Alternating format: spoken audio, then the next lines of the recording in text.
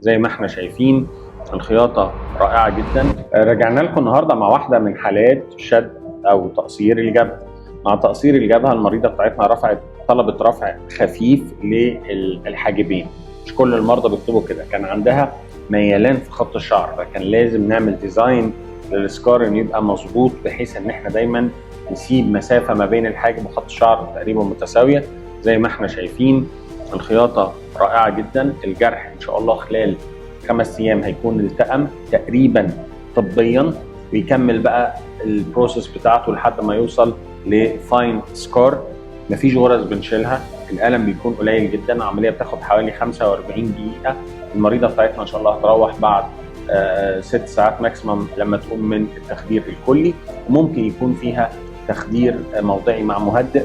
ولازم نبقى عارفين ان كل حاله الاسسمنت بتاعها مختلف عن الحاله الثانيه. شكرا.